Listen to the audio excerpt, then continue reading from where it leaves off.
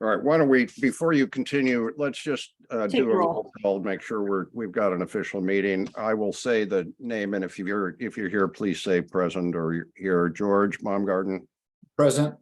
Susan Bryant.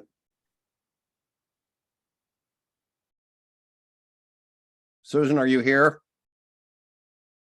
I think we. Yes. She's She's not muted. muted. Okay, Martin is not here. Lisa, Present. Jeff is not here. Sean is not here. Mike, you're here. I'm here.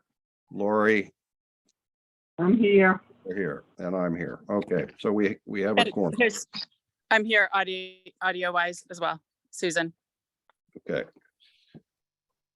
Okay, well, with that, let's just see as how we have a quorum. Lisa, if you just hold for a moment. Sure. Everybody has received the minutes, previous meetings that Montana sent out. Would somebody like to propose that we accept those minutes? I propose we accept the minutes as distributed. A Second. Okay, any discussion? All in favor, say aye. Aye. Aye. Okay, the minutes are accepted as approved. Okay, so we have nothing else until we get to Lisa. You can please continue with your report on the working group. Mike, before you jumped on, I was explaining that the governance subcommittee, which is made up of David Farag, Debbie Shad, who also are here this evening, this late afternoon. Barbara Kennedy, who hasn't been an active participant in the group, and Lori Gibbons. We looked at, as prescribed by the charge from the selectmen, the charge of the current harbor committee and presented a detailed recommendation of any possible changes. In order to have a discussion on this, we looked at several other towns. We looked at different models that had been brought to my attention over the last couple of years as a member of the harbor committee. We also spoke to and posted on 2 separate dates solicitation of input from present harbor committee members and also any members of the public who wanted to participate in the conversation. To that end, George Baumgarten spoke, Susan Bryant put some input in. I spoke a little bit about the present configuration. Lori gave us her opinion. I spoke independently to Sean Keneally about what he would like to see. And I was hoping that some of these other members would be here this evening. Let's see, I'm trying to think if I'm missing anybody. I think Debbie and David, was that the universe of the people who put input in? We talked about the pluses and the minuses and then we also looked at the draft that Tim had forwarded to the committee. Let's see, that I think you all have copies of. That was a reconfiguration of the present harbor committee, including a lot of ex officio members. And it was, pretty close to the present makeup of the harbor committee. It was an involved conversation. People, had felt that there was, some, perhaps we should look at one of the other towns put together, and their description is a little bit more granular. And David Farag very graciously put together, some language that was similar to, I believe, Marshfield, that spoke to, and I'll read it to you. The Cohasset Harbor Committee shall recommend procedures, policies, and regulations to the select board of the town of Cohasset on matters of affecting the safety, navigation, and recreational activities, fishing interests, natural resources, and the planning and management of Cohasset's waterways and areas under the jurisdiction of the Cohasset Harbor Master, subject to, but not limited to, Cohasset Harbor. As a way to, maybe drill down a little bit more exactingly, to have language in the bylaw. There was a lot of discussion, and I think I was a strong proponent of this, is that the process of changing a bylaw, is multifaceted. There's a lot of stops along the way. And perhaps what, our recommendation would be morphed into something that wouldn't be to our liking. There was a lot of discussion about the fact that the broadness of the present mandate of the present bylaw, allows for a lot of flexibility to be able to respond to any issue that came up at the time. And then we discussed maybe using David's amended language to, bring it forward to the Harbor Committee as a principle or a mission statement, at the beginning of every year, as opposed to using it as a change to the Harbor Committee bylaw. I think there was a sense of, perhaps the Harbor Committee needs some different types of participation, and that perhaps that was based on, and I recommended that, maybe it was the scheduling of the meetings, and maybe it was, the lack of engagement on part of people.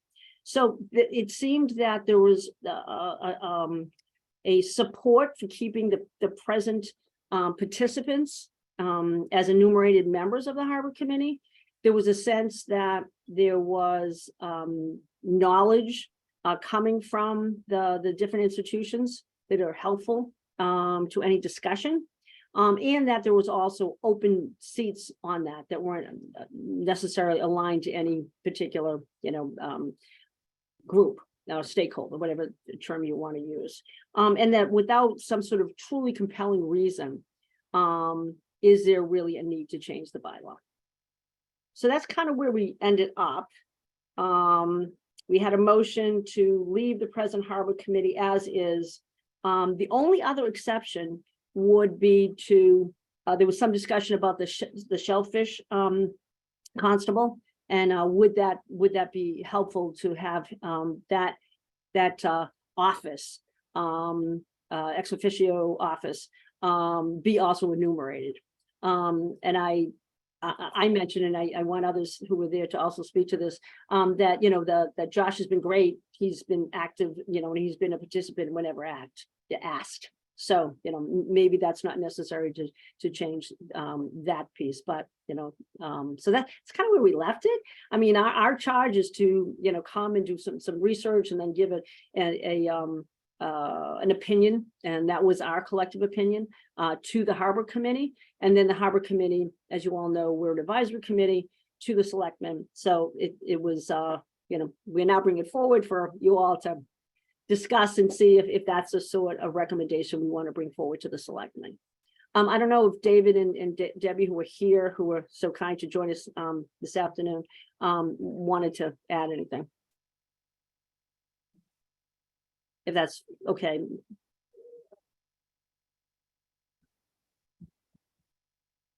I don't see either one of their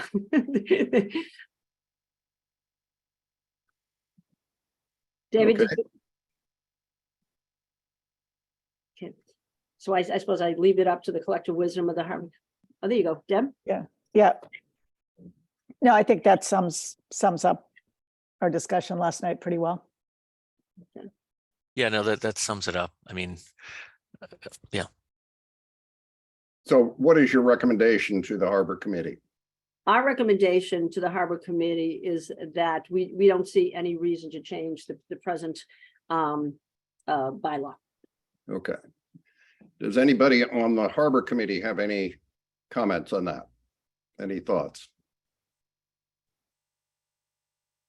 Yeah, I looking at the current bylaw, this is George. I think that the collective, the representation listed in the bylaw of all the organizations that are in the harbor, I think it actually is very helpful to get that level of expertise aligned with this committee. Certainly, we're challenged with having attendance from a quorum point of view, but there's probably maybe other ways to deal with that. But I do think the makeup of the committee and the organizations that contribute to it are actually something I would want to continue. Okay. Any other comments? I know Lori, you were helpful in our deliberations. I don't know if you want to add anything. No, I agree with George, on having a broad representation of people that, use the harbor, on the committee, and I think the committee that we have represents that quite well. That's about it.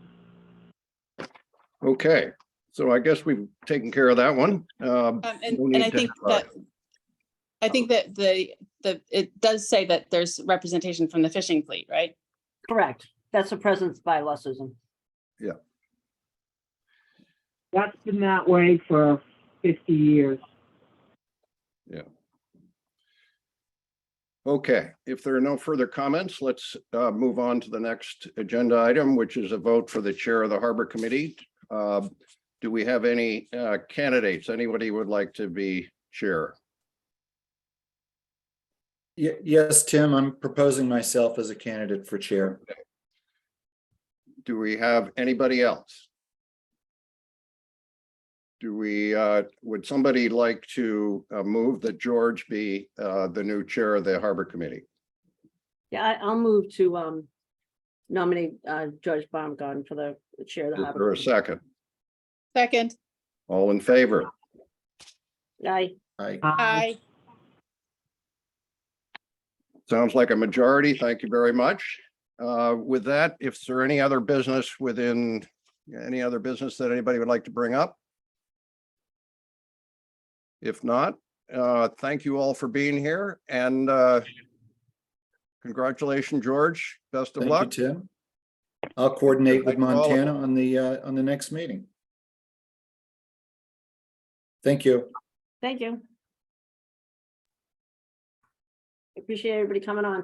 And the one thing I would ask is that that we make a policy that our meetings are the earliest of 5:30 for the working members of the, not that you're all not working each and every No. way, but for those of us who have business responsibilities. Well, and to enable the public to have a better opportunity to attend as well. So we'll Yeah. work on timing for that. Right. Thank you. Yeah. All right. Thanks a Okay. lot. Thanks. Bye. Thanks. Bye-bye now. Bye-bye. Bye, everyone.